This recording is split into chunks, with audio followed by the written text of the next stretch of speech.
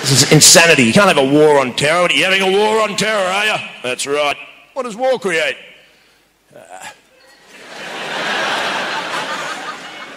Terror.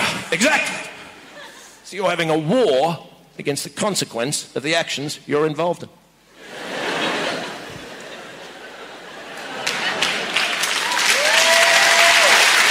Yeah, but ours is good terror. It's good, peace, freedom-loving terror, you know. Kind of like terror light, you know. Sort of a diet terror. You know. Sort of, I can't believe it's not terror, you know. It's,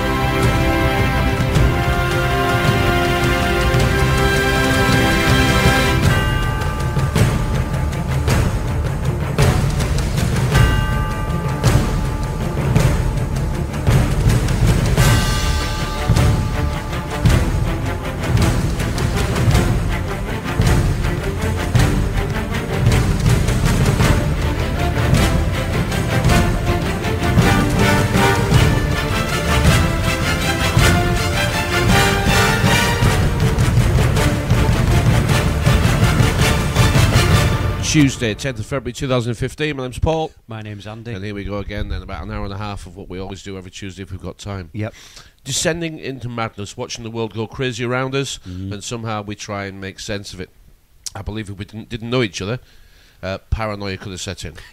I believe the madness could have overtaken both of us. We share our experiences every Tuesday, and the reason we pick up microphones and do it is because some other people are a little bit interested. Are we going to save the world? Nope. Nope. Are we going to tell you how to save the world? Nope. Nope. Are we going to tell you the world's going to save itself? God, I hope it does, but I'm not sure it is. What is the future? Well, the future, we share what we can see. Very rarely talk about what happened last week, week before. We only talk about what we can see, and what that teaches us that we might learn from the future, how it might pan out. Living in the past is for dead people. And if you look around and listen to the people that perhaps you get into conversation with, their number one specialist subject is usually themselves, and their number one specialist subject is what they have done. Yeah, and what they've got. It's not really what they're going to do. No. The specialist subject usually is what they have done, and should you bring it into a future conversation, whatever it is, they're going to do it better than you are. They've been further, jumped higher, driven faster, travelled see what I mean? It is a needless competitive language that we live in, and we compete on everything. We do. And people don't hear it until somebody says to you, this is war and peace. We live in a world of war and peace, and you choose whether you're at war or at peace with whoever is presented in front of you. If you're at peace with them, you usually tell that person who you're at war with. And if you're at war with them, you usually try and find somebody that you're at peace with, so you can become allies. We are all playing that game. But until somebody points it out to you, you don't see it. You don't see it at the time. You don't see it. No. We have a great deal of trouble keeping our bloody mouths shut, because we always think an opinion has some value. And when someone like me says, look, your opinion is yours, I don't want it. People get offended. Well, I'm offended. How do you speak to me like that? So, I have, and I did, and you can deal with it, and I don't care. You know, there are people who offer their opinions when it's not asked for. You know, they butt into your conversations. When we first started doing this, and we listened back to our shows, we actually were embarrassed, weren't we, because we found ourselves butting into each other's conversation. Yeah. And it was awful to listen to, wasn't it? It had no flow, did it? No. We just continually butted into each other's conversation because we thought, I want to say this. And we had no regard of whether the other person had finished speaking. But we didn't realise we were doing it until we heard it back. No, you've got to listen back. Yeah. How many people actually record themselves and listen back? Not many, do they? It puts fear into you, though, doesn't it? At the first, you're a bit scared. Yeah, you do, yeah. I think, you know, hang on, I think we can soon overcome that. Mm. But, my mic's playing up again. Always my mic, innit? It seems to be, yeah. Anyway.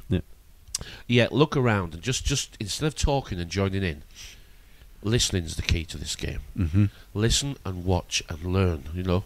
Look and see. See here. That's what your mother used to say now. See here, young man. Yeah. And she was right. Mm-hmm. Shut up talking and see and hear. Mm-hmm. Everybody is competing with everybody else. But we're so used to it. It's normal. Mm-hmm. It's completely normal, isn't it? And yet, once you stop fighting, it allows you to get on with life. You know, if you say to people, I suspect in your mind, you think you're kind and generous and compassionate, understanding, a good listener, good judge of character, trustworthy, honest, that sort of thing. If I say that you're all those things, you won't argue with me, will you? You'll say, well, thank you very much. Because you already think you are. Well, it doesn't matter what you think about you, does it? Because if nobody's told you you are those things, guess what? You're the only one that thinks it. Isn't that true? Mm-hmm. Yeah. You know, I mean, I'm talking about the discovery that I made, where I thought I was a pretty good guy. I thought to some extent, I was pretty good at most of those things. Yeah, I was, as long as I was getting my own way. My own way came first. What I wanted was number one. And yet, over the years, how things change around a little bit. There are lots of people online that we have listened to in the past, and they all have their own brand of peace. Mm-hmm. And I'm okay with that. I'm okay. And if that's worked for them, that's what's worked for them. But there is something that I think is not considered, and it should be. You'll never be at peace if you haven't got any money. No. Because you'll have to get up tomorrow to try and keep what you've got. Mm-hmm. And it'll be at somebody else's beck and call. You'll be working for what they deem you are worth, and they'll tell you what they want and pay for it if they're happy. Mm-hmm. Yeah. This is, of course, a description of slavery, isn't it? It's modern day because we choose. We choose. We now live in a life where we get into debt and then fight tooth and nail to get out of it. Mm-hmm. Yeah. This isn't how we've always lived, is it? This way of living is upside down, isn't it? Mm-hmm. It's not how we always have lived. We've had to pay for it or do without. And we've all heard that before. Pay for it or do without. Well, it changed. In my lifetime, that changed. Mm, it did. You know, the 60s was the big change, but I was pretty little. I didn't get out very much. But the 70s, you saw the change coming. And the materialistic world that we now live in coincided with the girls working full-time, isn't it? Mm-hmm. The girls now took full-time jobs. And all the stigma of single mums and girls couldn't get credit, couldn't get bank accounts, couldn't even get a phone line at one point. Certainly couldn't get mortgages, not without a male signature to guarantee that it would be paid. Mm-hmm. And that's just our lifetimes. That's a big change, isn't it? It's completely different now. Mm-hmm. And I'm not saying those times were good times. We just remark on the changes and how that's going on in what we see today. What we see today is not only do the girls have equality, I think they have more than equality. You see, I have a problem with that. I don't think they've got equality. They've got competition, but they haven't got equality. Okay. It's the illusion of equality through competition, because that's all we seem to be doing with the girls now, is competing with the girls. I think we said it last week. Are they competing with us, or are they're they competing with them? Both. They've got us in competing with each other. It's very clever how they've done it, but they've done it. And I mentioned it last week about the men should be playing the women at darts because the women have got better at darts. And a lot of people won't have, I don't think, understood what I meant when I was saying it. What I was saying about women playing men at darts, what's that, and snooker and things like that. It's the non-contact sports that and work is a non-contact sport. So you're competing for the boardroom and it's taken away the nature-nurture side of the ladies. and this in some ways fits with our demise. When you look at Agenda 21 and what they want to do, and they want us not to be breeding, they don't want us to be having children. And I've heard a case today. The man I'm working for, he said, my daughter doesn't want to have children. She likes the lifestyle she's got. She likes going on holiday. She likes going out for a drink with her friends. And this, I'm not saying that having children is for everybody, but it shouldn't. It should be for the majority. It should be. It should be. It should be. But there shouldn't be a question of like, I'll not bother, tar. No, I'd rather have material things than children. Yeah, but that's okay now. You see, I can get shot down for saying that now. Yes, we can. I mean, yeah. This is reprogramming Mother Nature, isn't it? It is. Yeah. This is because what are girls for again? Well, it's their responsibility to provide the next generation, and we're meant to protect it. Yes. Okay. So if girls don't choose to provide the next generation, then they're going to become materialistic, selfish sex slaves. Yeah. Because that's what they want. They'll never get married, probably never find happiness, and be continually butterflies from flower to flower. And continually looking to L'Oreal because they're worth it. It just absolute beggars belief that the way we're going is it. And it isn't until you've got to our time of life that you can see this, isn't it? You've got to be able to look back. You've got to have kids as well. And you've got to be involved with the younger generation. You can't criticise them. No. You can say, this is what I see. But for them, it's normal. It's normal for them. Yeah. We can't tell them the world doesn't suit us anymore because their answer should be, you've had your go. Yeah. Look what you've left us with. Look what you left us with. So we're having our go now. Yeah.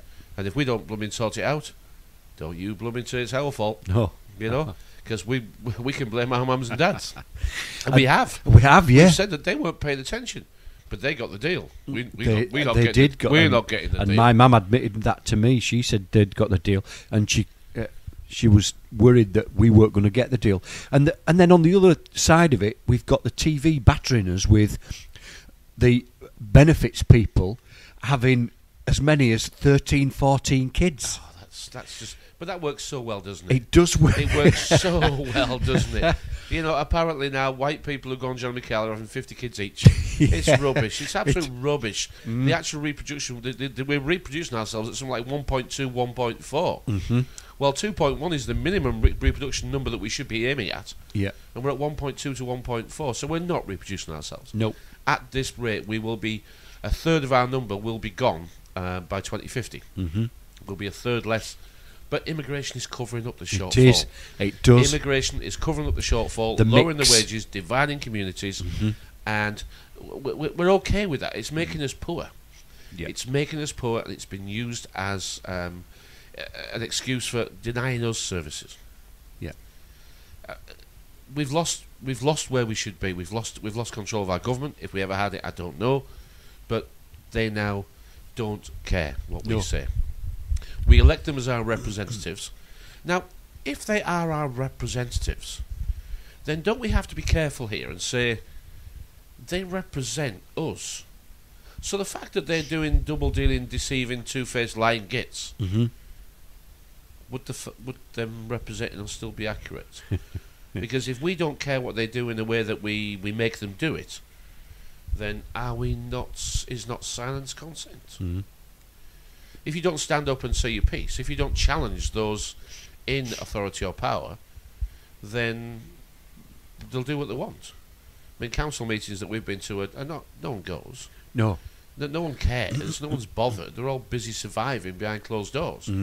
But a council meeting is just half an hour to an hour every 2 or 3 weeks. Yeah. And I reckon most people could find that if they wanted to. So the answer is they don't want to. They don't want to. They want an adult to take care of their needs so they can act like children. That is the truth of it, isn't it? It is, That is the God's honest truth. That is the truth of it. Yeah. If I'd said to every house across there in that small estate over there, if I knocked on the door and said, I just want a yes or no answer here, please. Please don't ask me on my politics, or please don't ask me if I have an agenda here. I'd just like you to answer a yes or no question. It's very simple, and I won't take your name or address. would you like to leave the world a better place for your children?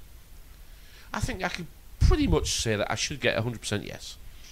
Yep. Mm-hmm. Okay. Then if I go about the week after, and I say, okay, it's me again. You said yes to my question last week, and I've now got another question. Would you like me to tell you perhaps how you could take the first step of doing that? How many people do you think would say yes now? Mm. Half? Yeah. Let's say half might say yes, yeah? Mm-hmm. So to the half that I say yes, that say yes, yeah? I'll say, okay, I'll be coming next week. Have a little think about it. I'll come back next week and tell you what I need. So I go back to the houses that said yes. Let's just hypothetically say half of them did, yeah? We'll say, okay, really is simple, but we need to get involved at a grassroots level, making the guy who represents our area do his job. And that is to represent our decisions, our wishes. We know he's joined a party. Well, it's okay. He sometimes has to toe the party line, but his job is to represent us and our wishes. So if he continually goes against what we put forward, then he doesn't care. He doesn't care what we're doing. Let's sort this right. Playing me up again, isn't it? Yeah, I can't hear him in my headphones at I know all. it's actually working okay because the actual recorder's picking it up, but I can't hear it. No, you've Right, fingers crossed that's it.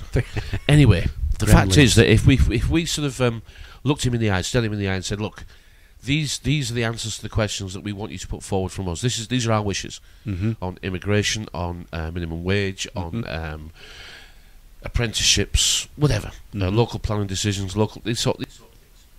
That's what we want to put forward. And if he ignored us, then we'd be able to throw him out. We throw him out and we just say, we're going to throw you out, fella. We're going to throw it, and we should be able to put forward a motion of no confidence at all, and within 3 months, throw him out. Yeah. And that would mean that, you know, instead of him being sat nice and comfortable for 4 or 5 years, we should vote on no confidence and demand he stands down. And they say, well, there's no rules or allowances for that. If we kicked up enough fuss, there bloody well would be. Yeah, they'd make them. They would be. We can take a little bit of control back. Yeah. How many of those houses do you think would say, I'm all for it? Did they close the door halfway through, wouldn't they? Probably would, yeah. Yeah, fella, I didn't vote this one that we've got in now, so it's not for me. It doesn't matter who you vote for. No. It matters what you do with your vote, and it matters what you do with the person who represents you. Because they take it that they have permission to represent you, whether you bloody voted for them or not. This is the game we're in. Once you, I mean, I think we've got it just this week, haven't we? Just let us know who lives in your house on February the 5th. Yes. Yep, on February the 5th. Just let us know who's living in your house. And it seems so innocent, doesn't it? Don't lose that right to vote. Yeah. It's such an innocent little form, isn't it? Nobody hears it, do they? It's your annual membership renewal form. Yeah. Okay, for your council tax payment and your ground rent. And it's your annual membership renewal form, not for the golf club, but for the voting club. And that allows them to tax you as a registered voter. That's what it's for. And they've got your so-called name and address, but they label it the occupier. Yeah, they do. And you've got to fill all the details in. You've got to. Well, you just have to say, we believe this person lives here. Just let us know by a little yes, that'll be fine. You don't realise you're renewing your membership. You're allowing them to take a certain amount of money out of your council tax for ground rent, because that is what you're paying to a match. Yeah. You know, the council tax that they collect goes straight down to the Treasury, and the amount is calculated and sent back to the government, to the local council. And the local council are running a second business called their pension investment funds. They're running their second business like that, and they want to take what they can out of the budgets they have to put into their pensions. Yeah. They are running a private pension scheme for their employees, and that's what's going on. It is. And it's not government, it's that pension scheme. It's their own pension scheme. It's about the money. It's not about democracy. It's about the money. Everything's about money. If you haven't got any money, you can shout and bawl. It doesn't matter. No. It actually does not matter, because you are going to be powerless and voiceless. Yeah. It doesn't matter how loud you shout. No. No one's listening. They're not. You have no influence.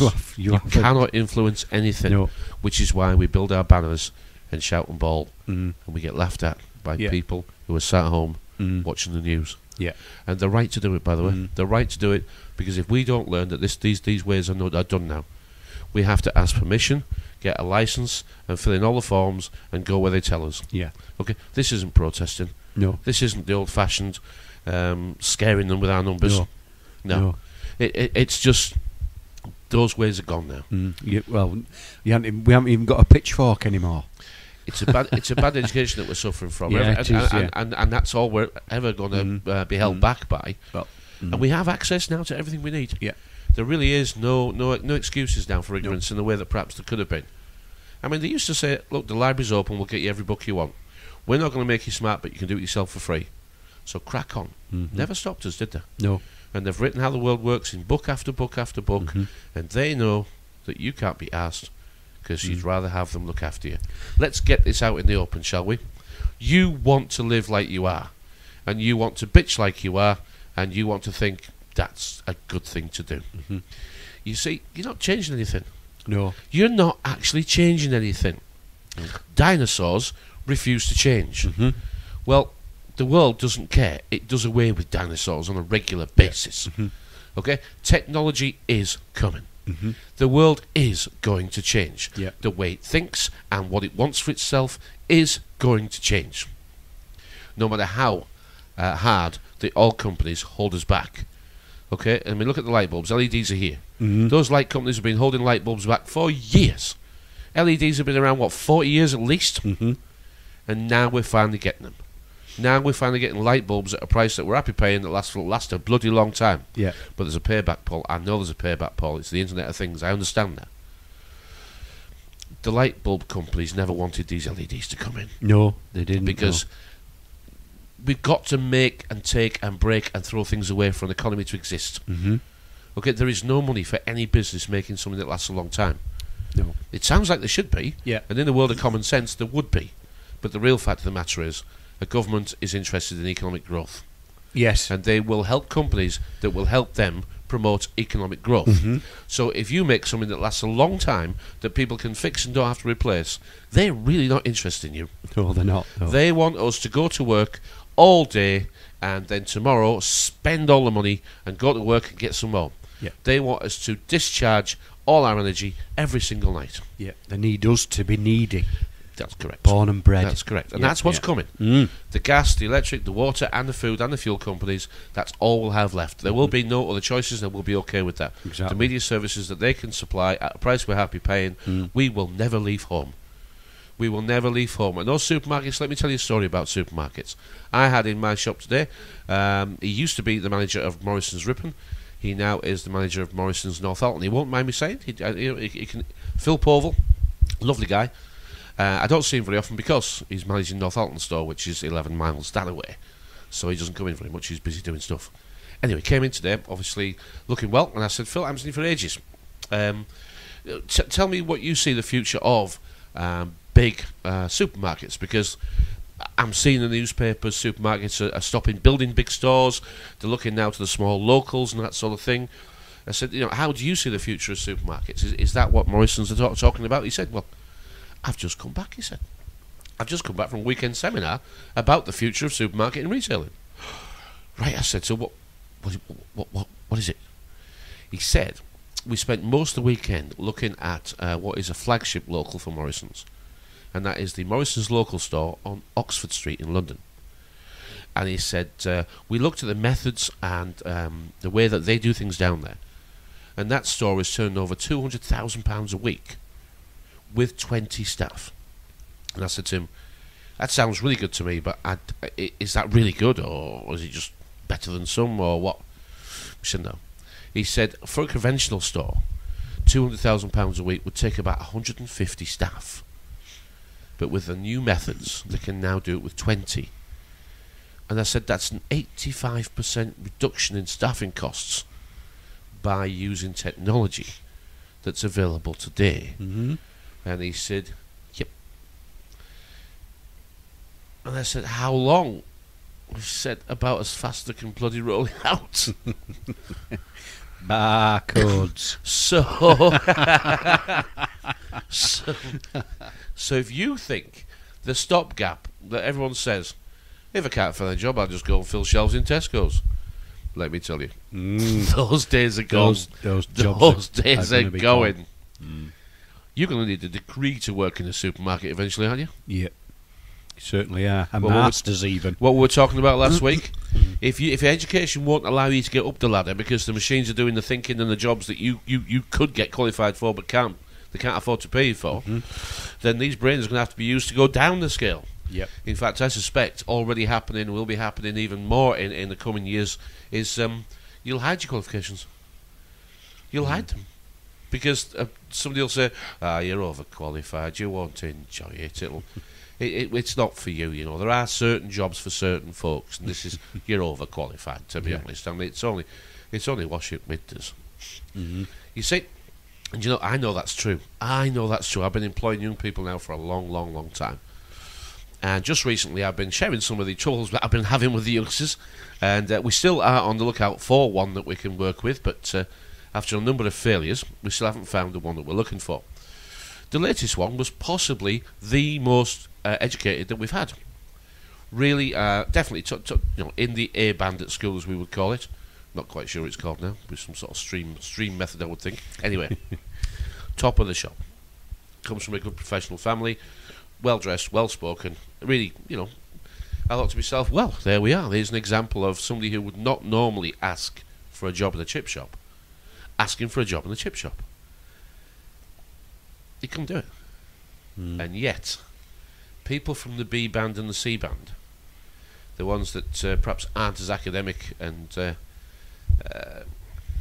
able to pass exams as he is, they pick it up fairly quickly.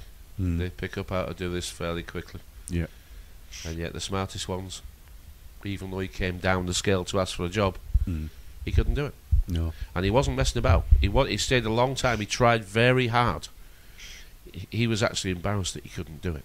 And yet somebody who he perhaps regarded to be a little less than he was trying to teach him, and he couldn't learn. And when he left, I said, I hope you've taken something from this. It's very important.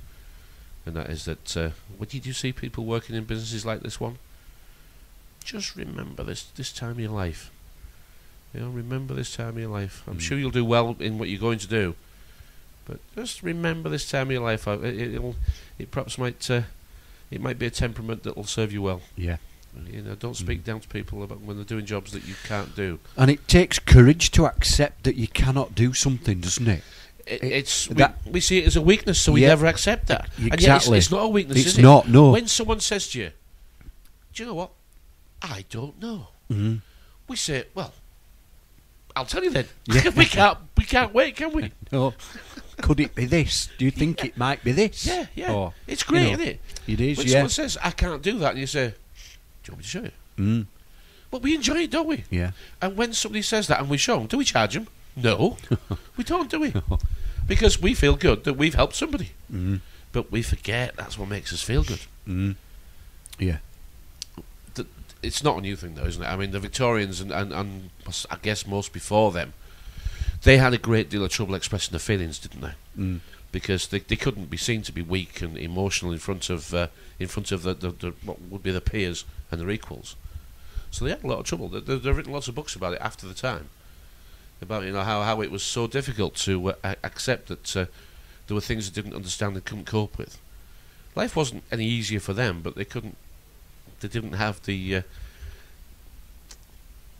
ability to share it because it would have been seen as a weakness. No, yeah, and it would be used against them. They would be crazy.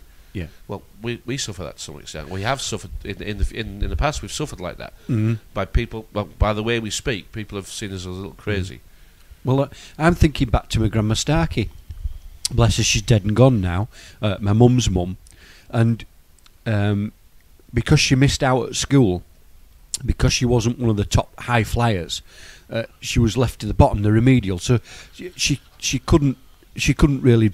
She could read and she could sign a name, but she wasn't good at maths, and she really couldn't do much. But she had her own business cleaning, and that's what she did. she went out and cleaned for people, and she went everywhere on the bus, and she had people that were asking her to go and clean for them because they were looking for a cleaner, and they'd heard how good that Lucy Starkey was at cleaning. And she even did the skirting boards down with water and bleach. Yeah. That's how meticulous she was with the cleaning. I've heard a story of a transport cafe, and a cleaner she cleaned that transport cafe every day for years.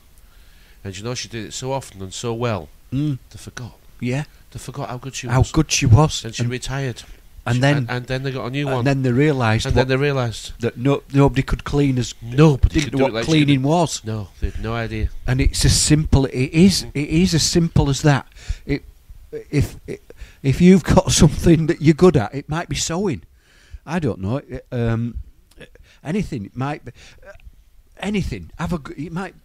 You might be good at just cutting hair, but you've never thought about, because you're not a hairdresser. It doesn't matter, but there are loads of people out there that want, like yourself, it's finding time to go to the hairdressers. I know you used to have a lady that came to cut your hair, didn't you? Yeah. And it's little bits and pieces like that when we're looking make the difference. At an 85% reduction in staffing requirements, that's a future reduction for supermarkets that I can tell you is coming, because it already exists. Yeah. So that supermarket, or that little Morrison's local on Oxford Street in London, is probably the most profitable store in Morrison's little chain. Right? Yeah. They're going to want to duplicate that. When? As fast as possible. As fast as possible, yeah. As quickly as possible. Yeah. Well, if the other supermarkets are doing the same thing, and I'm sure they are, then we're looking at 85% staff reduction probably over the next 10 years. So forget the supermarkets being the easy opt-out for you. And then let's talk about cars that drive themselves. Yep. Do you know what the actual...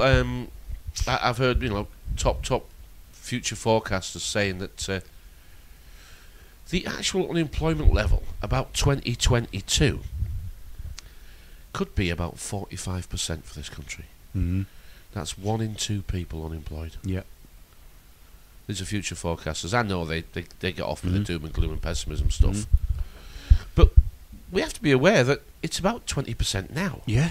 I know the government's got it down to 7s and 6s or whatever stupid figure they want to make up. You can soon go online and see it's 20%, 1 in 5 adults. It really is. But these have been masked by being dropped off this list, dropped off that list, put on this training course. Yeah. And even put if you're on sanctions. Even if you're working just part time, even if you're working 2 or 3 or 4 hours a week, that's it. You're off the lists. You're off all the lists, and it is getting harder to actually make sense of the numbers. As I look through them, it's getting harder to make sense of the numbers. They're using the wonderful jargon words of spin, masking it. Yeah, spin doctors. Yeah. But if you look at, my Facebook page, I use it as just a news item. It is, but the Mirror here is making the claim that 20 million people are now living in poverty, and it's 2015. That is a little bit. This is the largest ever survey, and 1 in 3 Britons is now below an internationally accepted minimum living standard. Yeah. Do you see any signs of that turning around? No. Neither do I. No. So what we're saying is 1 in 3 Britons is definitely receiving somebody else's money. Yeah. To actually feed themselves. The actual figure of people on benefits is about 50%. Half are receiving benefits or their money back. Yeah. Right? Their money back because they don't leave them with enough. Working tax credits and stuff like that. Yeah. Well, you can see that the governments have. We're going to put the tax allowance up. We're going to put the tax allowance up. No, it just allows the rape to continue. It just allows the rape for the gas, the electric, the food, and the fuel companies to continue. Yes, it does. They divert it from the Treasury into their hands. Cooperating with the corporations. Fascism. Yeah. It is. Absolutely. Well, that European law. I was listening to a lawyer today, and the European law now, we're going to go and have an election, aren't we? And we're going to throw out the ones that we don't like and bring in the ones that we do like, or the ones that will promise us everything for nothing. Well, who'll give us the most? Who'll give us the most for nothing? Yeah. And the lawyer was just saying today, European law now supersedes any law. Any law, even bills of parliament. Yep. It even supersedes bills of parliament. It even supersedes the European Court of Human Rights. The European law. And that fits with the other thing that you've got on Facebook about the TTIPs. They're ready, aren't they? This globalisation thing, it's here. They're taking everybody down but It's themselves. here and now. Yeah. 1% now are in control at least 50% of the world's money and finance. Mm-hmm. This will be way over 60, 65, 70% when they've got this in place. Yeah, well, we know what the future is. Mm-hmm. It's more of the same. More of the same, It's more hardship Mm-hmm. and less opportunity. Mm-hmm. And if anyone says it's not, okay, it's not for you. Maybe you can say that that's not how it's going to work out for you. But how it works out for you individually is really not what we talk about. Because I don't know who you are, who wants to argue with me. What I'm talking about is if we don't build a successful society, it doesn't matter about the individual successes. The majority will be pulling you down. Mm-hmm. Because if you're successful in this economy, then you're going to have to pay to those that aren't successful. Mm-hmm. You're not going to be able to keep it. Because that's how this works. Socialism takes off those that have to give to those that need it, and takes a cut for itself on the way through the system. Yeah. If you saw government as some sort of charity, it's the most inefficient bloody charity on the planet. Right? You give them £1 and 2 pence might get to where it's going. A government that worships economic growth is actually quietly saying to us that we don't hear it. Economic growth is actually achieved by growing debt. Debt, yeah. That's all it is. Mm-hmm. When a country's GDP increases, it means the debt has increased. Mm-hmm. £375 billion through quantitative easing was pumped directly into the banking system. Mm-hmm. Now, with fractional reserve banking, which they all do, they don't admit to it easily, but they do it. Even using the lower ratio of 9-1, that 375 billion turned into 3 trillion quid. Mm-hmm. The 375 billion initial capital, okay, is what's going to be paid back at some point in the future. The other 2.7 trillion that has been fractionally reserved or quantitatively from the quantitative easing number has been made by a magic bloody wand. Mm-hmm. Nothing else. Nothing else, no. Nothing else. No. They turned it into over 3 trillion quid and then loaned it out to those they thought could pay it back. But it doesn't exist. No. But they've added interest to the 3 trillion quid. They've got it at 0.5%. Yeah. Or less, depending on what the overnight banking rate is. But the initial came out at 0.5%. And now, depending on whether you've got it for a mortgage or a credit card or some sort of doorstep loan, it ranges from 5 and 6% to 2,438%. Yes. I know. Yeah. And they don't print the interest. No. So no matter what lying, two-faced politician speaks to you about the monetary system, we can never, ever, ever pay it back. Pay it back. The Keynesian money system is designed to bankrupt us all slowly. Mm-hmm. And it's doing a jolly good job. Yeah. And the banks know this, and they want you to default on your loan after 2/3 of the way through it. Yeah. They want you to default on it. They try and engineer the economy so you default on it. They do, yeah. So they can take what you tried to buy off you Mm-hmm. and give you nothing in return. Mm-hmm. Because your house doesn't belong to you until you've paid that last mortgage payment. They want to take stuff off you. They don't want you to have things. They want you to mortgage that house and then lose it. So they can sell it to somebody else, so they can mortgage that house and mortgage that house and mortgage that and then lose it. Mm-hmm. They want to buy and sell that house as many times as they possibly can because they ain't got nothing invested in it. And look at how many times they've been bought and sold. But they ain't got nothing invested in that house. No. Except your good faith and blind promises. the Freeman people, the Freeman boys and girls who say this is a scam, they're right. They They're are right. They are right in that respect. Yeah. I mean, I challenge. We can't turn it around like this. No. We can't use this money system to our benefit, and we can't refuse to use this money system to our benefit right now. Apart from living in a tent in the woods, we've done that before. I don't want to live in a tent in the woods.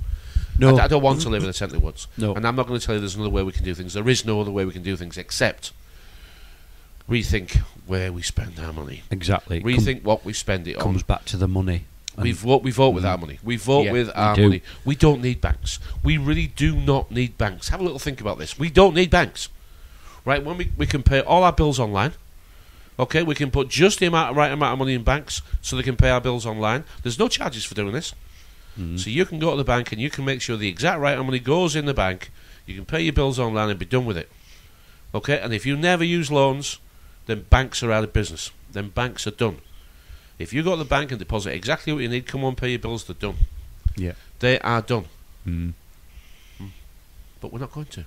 No, we're not going to. We're trapped. We want stuff. We want stuff. Yeah, we want. We want stuff. You know, we're gonna. If we really, really wanted to say, right, how are we going to turn it around? Okay, it's going to hurt. It's going to bloody hurt.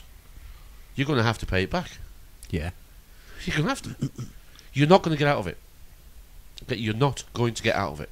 If you're in debt now, you either go bankrupt, which I recommend, and I'm not going to give you financial advice, but if you can't pay it and you're not going to go bloody bankrupt, there's no stigma nowadays, is there? No. Go bankrupt, sort out the problems, and start again. And never ever borrow. And a lot of it is written off. Well, if they can't have it, they can't have it, can they? You know, so many people are going bankrupt. I mean, they try and set up repayment plans, but if it's not there, it's not there, is it? They're changing the rules on going bankrupt, so I tell people to hurry up if you think about it. Yeah, and just don't use the banks. Just don't use them. Well, I can't buy a house. Well, I realise it's hard. But so we're going to have to start somewhere. If you want to free yourself, the reason you're kept in servitude, the reason you get up every day, the reason you panic about paying your bills, is because somebody else wants it. Somebody else wants what you're going to earn. That's the reason that you're panicking. You know, if they let us all retire at 50, 55, gave us our pensions that they promised us, we would have almost full employment. But we'd also have a whole heap of the population that said, hey, this is a bloody scam, this. Well, we'd have time, wouldn't we? We would, yeah. We would have time to figure it out. I mean, it is 40-something when you figure this out properly. At 20-something, you're shouting at the world. Yeah. Because you want what everybody else has got, and it's harder. Yeah, you're trying to make a name for yourself. Well, yeah, I mean, our kids don't have the opportunities we're going to get. No. They don't have the opportunities we had. No. They don't. That's right. Buying a house is harder. Even learning to drive a car is harder. I did hear a little nice story about... there's a guy came in here, looks like busted blood vessel from madness.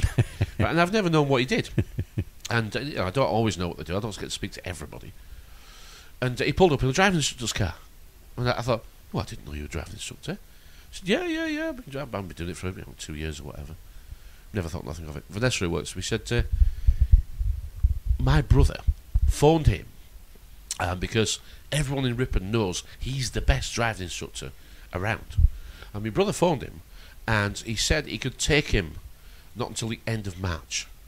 And he phoned in November last year. Yeah, right, yeah. And I said, I've never heard of a driving instructor as busy as that.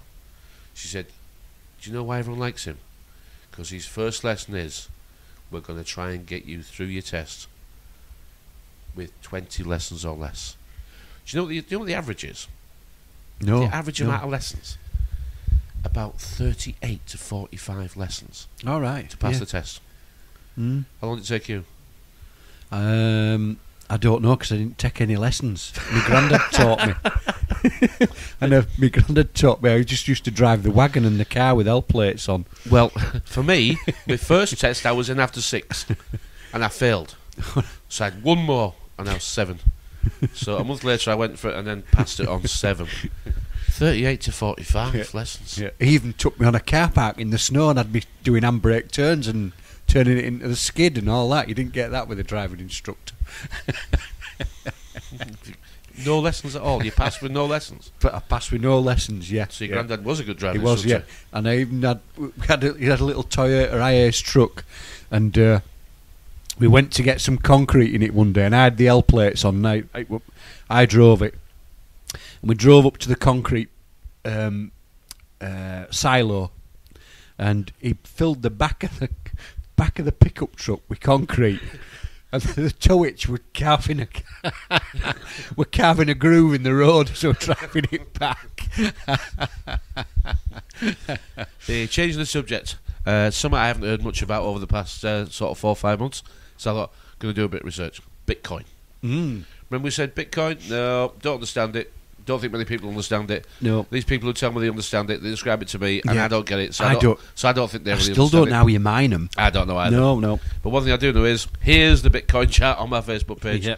And it was falling all last year.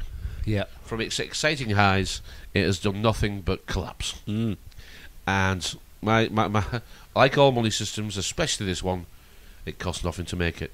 No, it didn't. So it will return to its intrinsic cost eventually.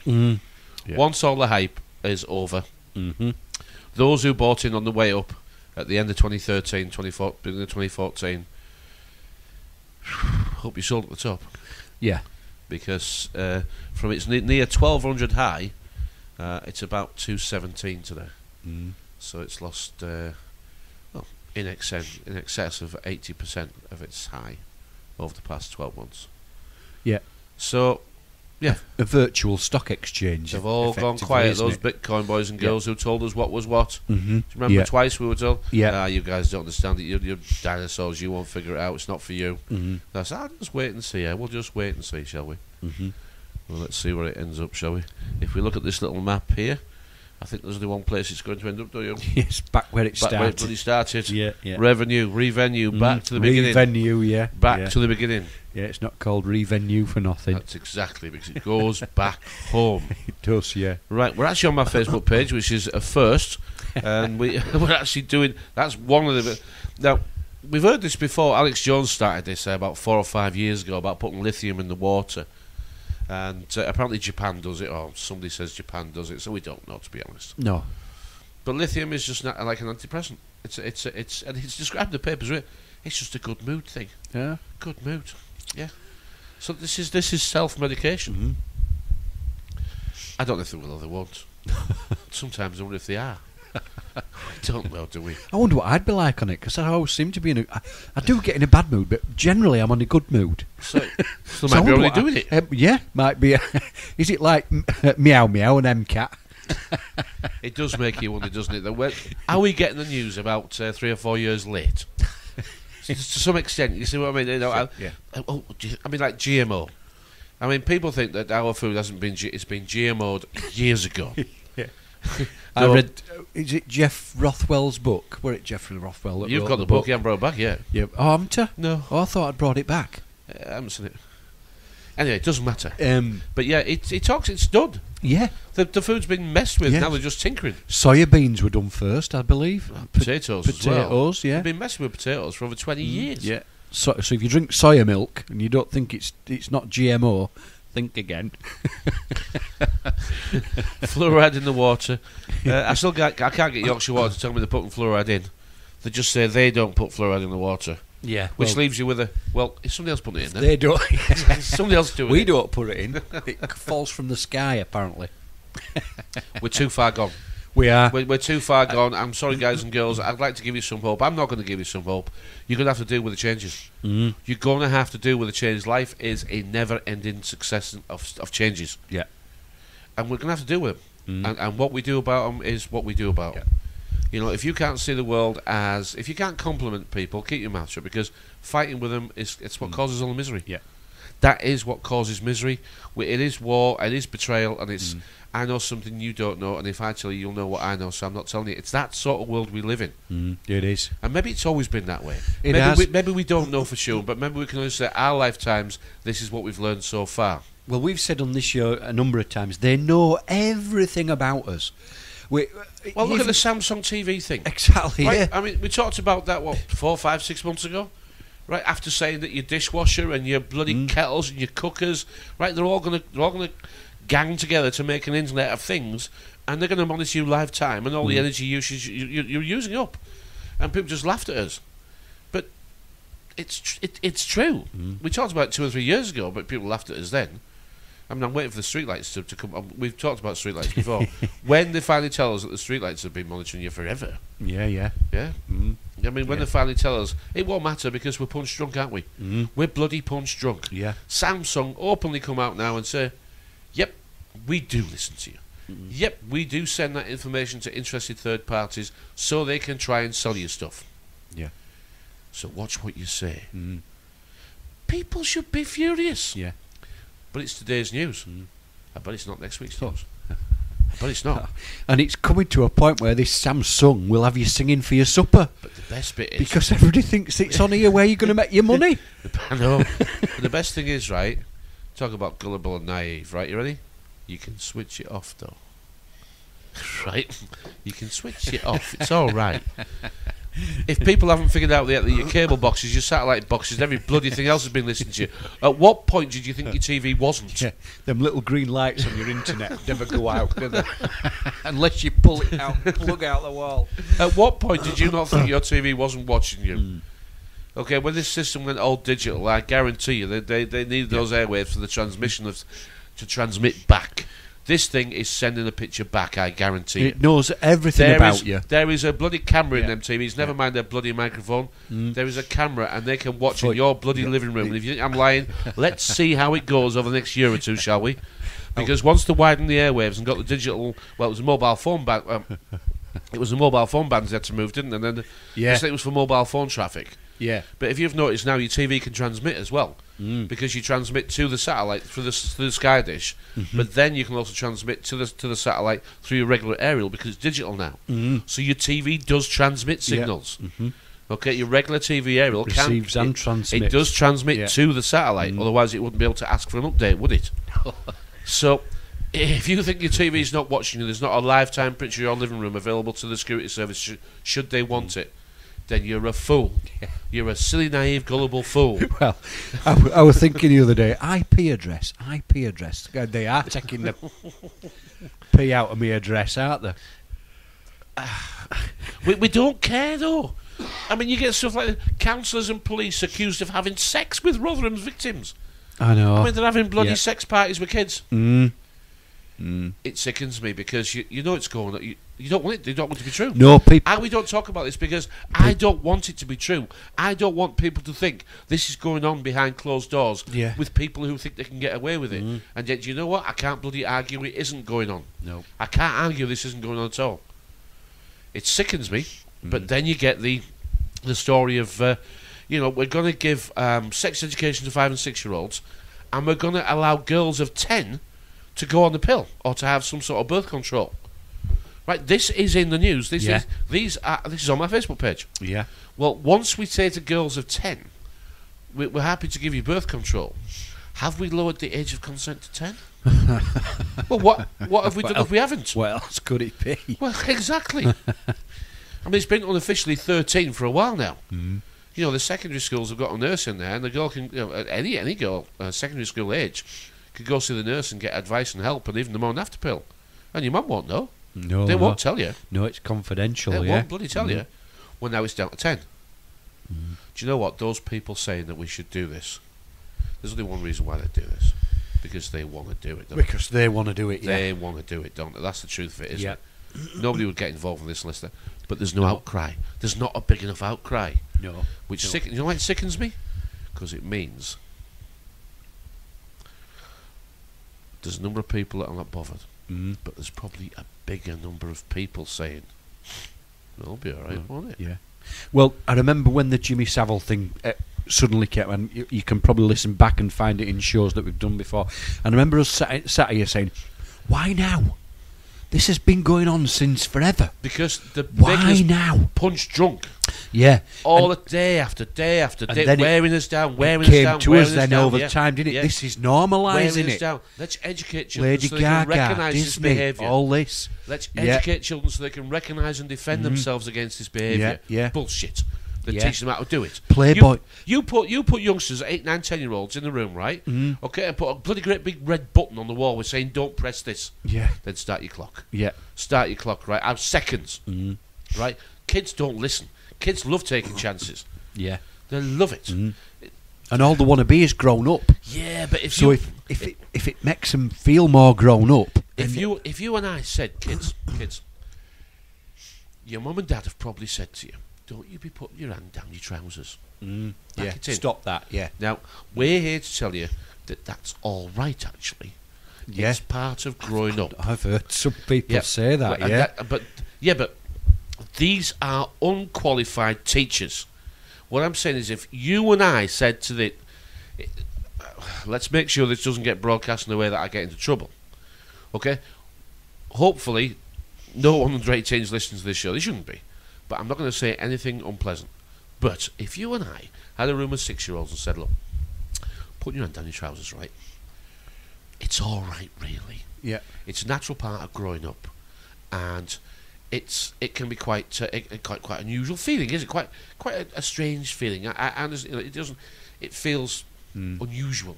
And by the time we get to 7, 8 or 9, if we say to the kids, this journey of self-discovery about the differences between boys and girls, we should perhaps further that journey by checking out the differences between us. Explore. It's just exploration. Yes, exactly. We would be whisked away and we would be locked up for a very long time. Yeah. And quite rightly so. Stealing children's childhood. These people know exactly what they're doing. They're building a paedophile heaven, you know that, don't you? And removing the laws to stop them. Yeah, that's exactly they're what slowly they're doing. removing the laws to stop them. Yeah. That's why it sickens me that we're not upset enough. I know that we're not kicking off enough about it. We're not upset enough. We're not. No. And my wife had an instance on her Facebook. She shared something with... an instance, a little girl, and it was the ice bucket challenge. Oh, I remember that, yeah. And there was a little girl there, and she was only about 3 or 4, and she would do it. And she sat in a little chair in the garden, and whether it was a dad or a mum gave her a bucket of ice, and she tipped it over her head, and she stood up and she said, "F word, hell." And when you saw it, it was funny. Because it just made you laugh. It's making me laugh now just thinking about it.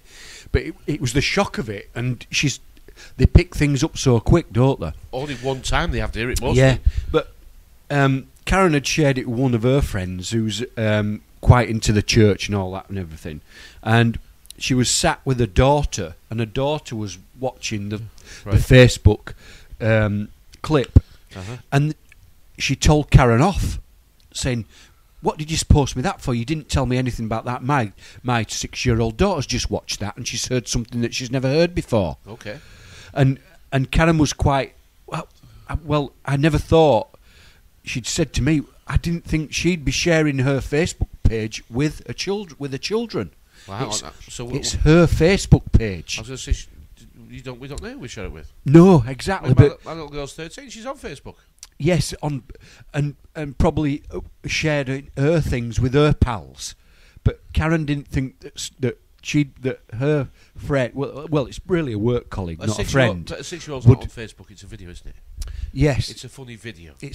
So maybe it just should have been, But parental warning. Case in point, there you don't know who you're going to offend. It's such a minefield that. And they've got us so PC at the moment. We're all watching our P's and Q's, while these lot that are in the higher echelons, the so-called elites, are getting away with murder and doing what the hell they like because it's all done in secret. Oh God, yeah. I mean, we'll be criminalised for not paying your council tax, not paying your speeding fine, or carrying a marijuana or a penknife. We'll be criminalised. And these people... We'll actually have a criminal record. Yeah. Them lot's got bloody free. No problem at all. But they're not on... Launder, drug money, HSBC, crack on, fellas. They're not on these social... They don't do the same... We think that everybody does the same things we do. They're not on here. They're not on here. This is poor people. This is for poor people who can't go anywhere. This is back to the money thing. Yeah. This is poor people's entertainment. they're getting up to other things that we'll never even dream of wanting to do. They'll go to the theatre. They'll go to the big shows. Yeah. They'll go to whatever. They go to the opera. They do. And eventually, on this little magic box, this wonderful world of Disney controlled still by a mouse, right? We'll actually pay to watch it live. Eventually, the TV that we have now is going. Okay, this free-to-air TV thing. I mean, look at how all the free channels are struggling. Yeah. Right, this method of advertising is over. The adverts, the old-fashioned traditional money-making method for the repeaters, what I call the repeater channels. If you look at the channel listings, you've got the creators, BBC One, or the BBC, and Sky, and ITV, and Channel 4 and Channel 5. They're the creators of programmes, or at least they first market the programmes. The rest of the channels below are usually repeaters. Right, the repeated channels, they're done. Because they live off advertising revenue, and now with Sky Plus, what do? We don't watch an advert at all. So the advertisers are desperate to find new markets, revenue streams, new markets emerging to get markets into our heads. Yeah, they've got to get into our heads because we don't watch adverts anymore, but we do watch style and culture, which is why we're full of style programs. Yeah, okay, the Style Counsellor in business. And it's all fashion and style and cookery programs because that's what they want to sell us. Yeah, they've already got us maxed up with gas, water, and electric. They don't need to plug that anymore, do they? There's a few little services that they offer. You know, we'll insure your boiler or fix your boiler for £12 a month or whatever. So if you can afford to fix it for £12 a month, if I save £12 a month, I should be able to afford to fix it myself. But we don't do that, do we? No. We don't think like that, do we? No. Because if you can do it £12 a month for a profit, then I'll do it for £12 a month and keep it. Yeah, I'll do that. Yeah. But we don't. We like the safety net. We do. Yeah. We like somebody to be there when we need them. We don't rely on ourselves to be able to fix stuff. No. And we don't have a friends network. No. Who can fix stuff? Exactly. Yeah. We don't. And it's just. Well, do we have any friends? Do we really have any friends? You know that old adage: how many real friends have you got? And people say, "Oh, less than the fingers on one hand." Sometimes I challenge even that number. Sometimes I challenge even that number. Yeah. Because if you're prepared to lie all day and like people and massage their egos, as it were, you'll have lots of friends. But they aren't really. When you say, sometimes it says, I know who I can say to someone, I know who you are. And they say, no, you don't know who I am. I said, I do know who you are, actually. They said, no, you don't. I said, well, I know all your friends. So I have a bloody good idea you are, because they're your friends. So that means you're like them. Otherwise, they wouldn't be your friends. Well, you can't just say that. I said, I just did. I just did, and you'd have to cope with that, won't you? So that people come in, I'm really busy, I haven't got time. Oh, gosh, thank God you're here, I haven't got time. I said, how much debt you in? Why?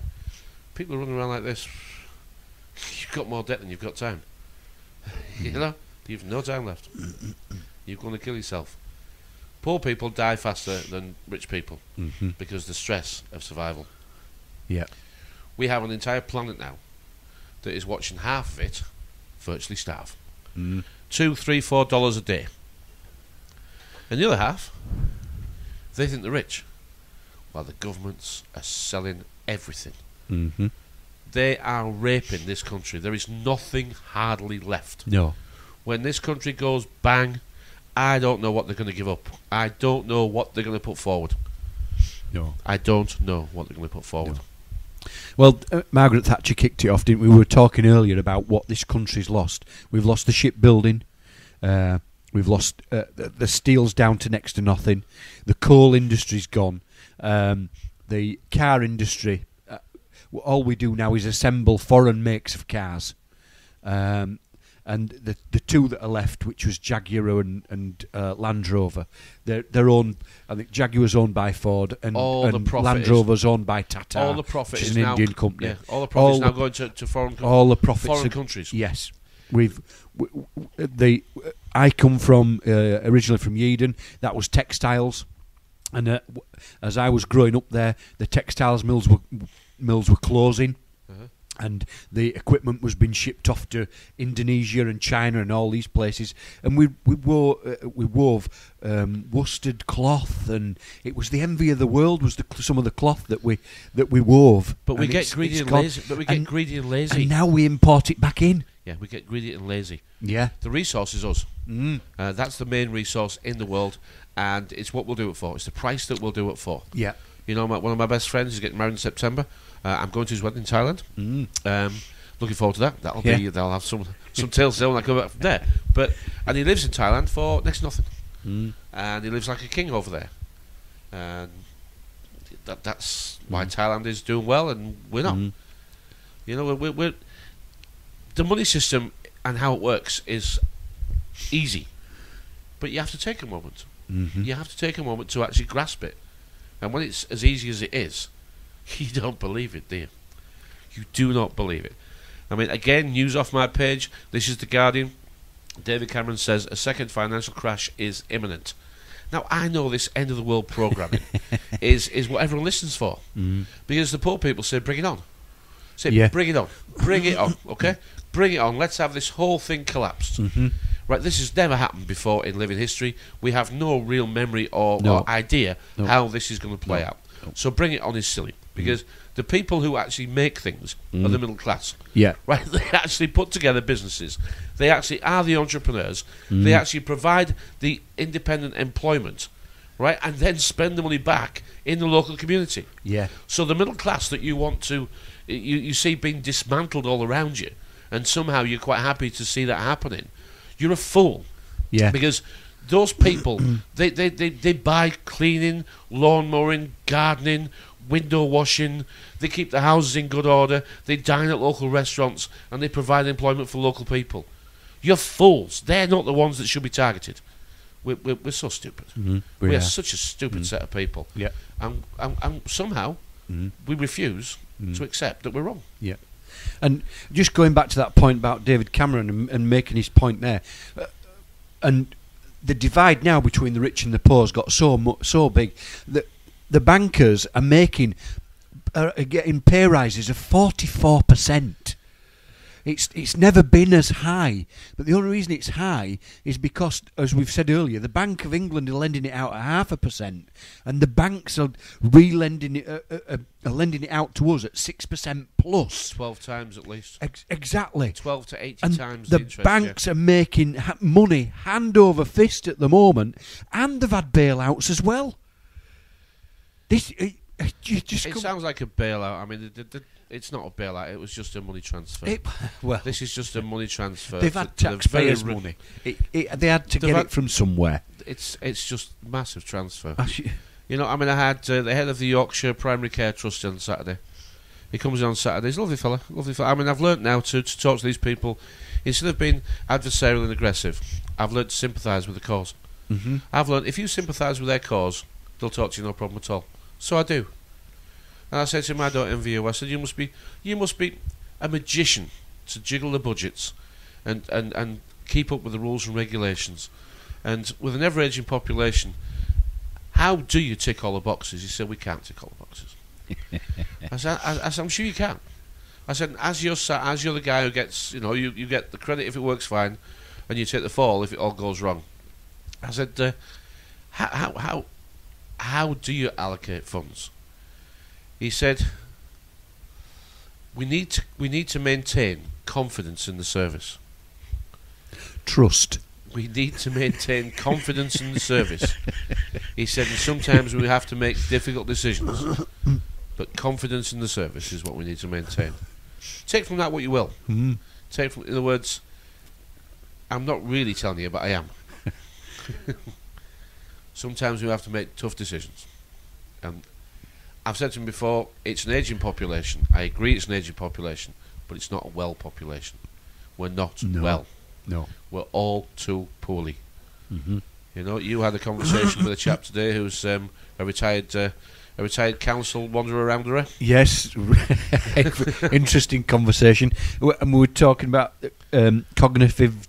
I can never pronounce this. Dissonance. Cognitive dissonance, yeah. And that played itself out in conversation today with that gentleman. He was telling me how we're living longer, and his wife died last December, and he had to move house. And he must be owning his... Well, he's retired, so he's in his 60s. Mid-60s. He's not late 60s. And so... his wife must have been a similar age, but he's going with the we're living longer, you know, and we're poorly, and we're getting cancer, but we're surviving cancer. You can live for as much as 2 and 10 years while you've still got cancer. So with medical advances and that, we are living longer, and because we're living longer, they're going to have to put that pension age up, and he's got the pension. He's done the. Yeah, but after saying about we're living longer, yeah, his next sentence was lost the wife last year. Lost the wife last year. Yeah. How old's he? He's. I'm guessing he's probably 67, 68. So his wife will probably be no older. So no. living longer, but I lost the wife last year. Yeah. Cognitive dissonance. Dissonance, yes. Yeah. 2 opposing opinions, 2 opposing points of view, and yet comfortably sits with both of them. With both of them. I have a relation who is bloody racist, openly racist, right? But he goes to Egypt because they're nice people.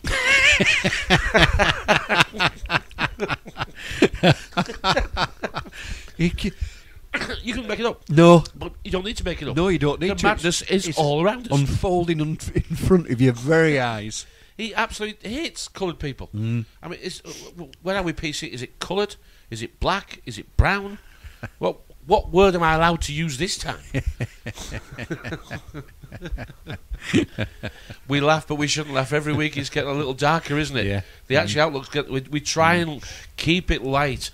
We try and say to people, look, we don't tell you what to do, but you sort of know deep down what to do. We've got a system where if you don't put in, you're not going to get out, and it's going to get worse and worse and worse, okay? The money that you're going to get is going to end up on electronic cards, okay? And you're going to get the very basics. And you're going to live a life of bloody abject misery. But you've still got time to do something about that. You have, yeah. You can decide if you don't want to do that. But, here's the but. The chance of somebody giving you a job is difficult. Because today's labour market is... It's a cheap labour market. Okay, you can get lots of young people to do things for a price that older people won't do. The only way that I can see that you could possibly survive is to do it yourself. And the reason I say that is because that's all I know. I don't know any other way. And even though I'm more than grown about it, I wouldn't have it any other way. And you're the same, aren't you? You walked away from mainstream, so I'm going to look after myself. Yeah. And so did I. I did the same thing at 21, 22. So I've had enough. I'm doing my own thing. It's not easy. No. You know, and I have to say to you that, you know, here's the deal. You know, you won't have holiday pay. You'll only have a pension if you provide yourself with it. Yep. There won't be sick pay. No. You will have to take the risk all of your own. You will have to pay your own insurance. Yeah. You will have to do your own accounts. And you'll be responsible for anything and all things that go right or wrong. And your credit rating will be 0. Exactly. But that's a good thing, because it means you've got to survive on what you earn. And it's good. I had talking to you earlier, I had a tricky Christmas. 6 weeks off, no work, nothing. And on my backside, basically, up into the new year. And then it's just... But you squeezed an illness in. It's just... You squeezed a broken leg in. Yeah, I did, yeah. That was good. I did, yeah. So timed that about right, a didn't you? broken... Yeah. Well, it was a broken leg. That sounds like... Dodgy knee. It was a dodgy knee. I got plumber's knees, they're knackered. And, but it's totally turned round now. I'm coming out the other side. And was I worried a little? I wasn't worried because... I get worried every January. Yeah. When my shop's quiet, I'm like... Oh, yeah, I know. Come on, sunshine. And it's meant to do that to you. And once you realise, just relax. Something will turn up, and it did. And it has. And the phone's ringing again tonight. It's amazing. I still maintain nice things happen to nice people. Yeah. If you're calm and cool Good and collected, karma. and if you just... Your word really is your bond in this game, isn't it? You really do have to do what you say you're going to do. Yes, you do, yeah. And you can't blame other people. No. Because you look weak and pathetic. You've got to do it. You have. Well, it makes you stronger. Confident. Yeah. And you're confident in the way that, if I cock it up, I cock it up. That's why I do this. I enjoy the challenge. I enjoy the challenge of having to look after myself. Yeah. And there is a little bit of an upside, and that is that you become your own corporation. You can claim for do. everything. You can. You can claim for absolutely everything. Yeah. Cars, telephones, shoes, working clothes. Lunches. Yeah, everything. As long as you get a receipt for it. Everything. You can look after yourself a lot better. But you're on your own. You're on your own. And you are on your own. You know, and if you're 17, 18, 19, 20, 21, 22, or whatever, if you can't do it now, you're never going to do it. No. It doesn't matter what service you might want to provide. Be better than other people. Yeah, have a go. You say, at least have a go. There's loads of people doing that. Okay? Yeah. Do it better. Yeah. Just do it bloody better. That's the instance I've got where I'm working for the chap today, and I got the job, and I was dearer. But he went with me because he liked me. He liked how I turned up on time to go and measure the job. I talked about his needs and what he wanted and how he wanted it. And he rung me up and said, I'm going with you, you're dearer, but can we negotiate some little extras? I said, yeah, what are they? And he said, I just want you to paint it all brown when you're done. Life is negotiation. And I've done it. Yeah, it is. You can't have your own way. No, you cannot. You're not entitled to your own way. You're not entitled to tell anybody what to do. No. You offer your terms and conditions. You negotiate an agreeable deal. And then you get on with it. Yeah. And you do what you say you're going to do. And you expect them to honour the deal. That's what shaking hands is. Yep. And like I've just said to you, if you say, well, I want to valet cars, or I want to fix fences, or wash windows, or clean people's houses. Clean people's houses. My grandma did, yeah. Everybody's got these silly little wheelie bins nowadays. So maybe you could swill them out. Wash them out. There's always something. And you say, well, I don't want to do those things. Well, you should want to do those things. And I'll tell you why you should want to do it. Because you get to be bloody good at it. And then you get somebody else to help you do it. And then you get somebody else to help you do it. And yeah, you might have to work 18 hours a day. That's how it is. If you just do the same as everybody else, you'll never have any more than anybody else. You've got to bloody want it. You have. Yeah. You've got to stand and say, I'm going to do it better. Yeah. I was just thinking, little job, school uniforms. How many people now can't turn trouser bottoms up and stuff like that? If you've got a sewing machine, and mums are so busy now. Because they're working, because they've done the trick on us, haven't they? We've got to have two jobs now, bringing at least 2 or 3. At least 2, and sometimes 3 jobs. Well, we've said before, in your early days, you had 3 jobs. I in did. my early days, I had 3 jobs. I had 3 jobs. But I knew what I wanted, and nobody was going to give me it. No. So I went and bloody got it. Yeah. It hasn't changed. Yes, it might be a little bit harder, but so what? So moan all day and say I'm not doing it then. Okay? No one's going to love you for it, all right? No, they're not. It doesn't matter. I've had 5 or 6 business ventures over my time doing different things. I've had 3 successes and 2 failures. That's how it goes. It is, yeah. That's how it goes. Yeah. That's it. I don't mind. Yeah. We really want the world to be more successful because we'll have happier customers. Yeah. People will have what they need. The money system is going to bankrupt us. Make no mistake. But it can't doing its damnedest. But it can't bankrupt you if you don't use the banks. Okay, and it can't really affect you because if you actually incorporate yourself and become your own business, if you become a business, if you become self-employed, you don't pay anywhere near as much tax as other people. You don't. And you get a lot. There is a lot of things that you can use to claim for. Yeah. So. And you don't need an accountant now either. No, you don't. The Inland Revenue, you can do it online, and they will do it, help you through it. As long as you've got ins and outs, you can show what's coming. It's simple accounting. It is simple accounting. It's what's coming against what's gone out, and that difference. They'll do it. Yeah. We don't support this system in a way that we think it's a good system. But it's the one that we have. Yes. Okay, and it's the one that we have to deal with, and we cannot fight if we're penniless and starving. No, we can't. Okay, that's what they want us all to be. They do. Penniless and starving. And whinging and moaning. So you really are begging them for your next meal. You are, and at that point, you are done. And if you don't want to be self-employed, that's fine. But what you're actually admitting to is, that you want to be somebody else's. You've got to beg somebody else for a job. You've got to beg somebody else for a job. Yeah. And they will dictate terms and conditions. They will. And they'll change them at will. Mm-hmm. And if you don't do a good job, they'll just change you for somebody else. Yeah. And if that's who you think you are, Mm-hmm. I'm sorry that you think that, because I hope you don't. Just find something and be better than other people at it. Do it to your best of your ability. Be proud. Yeah. Bleaching skirting boards. Yeah. Remember that transport cafe? Bleaching skirting. She cleaned that cafe and it was spotless. Yeah. And then she retired. Mm. And they needed 2 people and it still wasn't anywhere near as good. Pride. Mm. It's something that we don't have anymore. Mm. Doing a job and doing it well and being proud of the result. Mm-hmm. If someone tells us that's old-fashioned, they don't want you to be successful, do they? No. They want to stop you, don't they? Mm-hmm. Oh, you can't do that. Oh, you'll be no good at that. Oh, you'll fail. You fail at everything.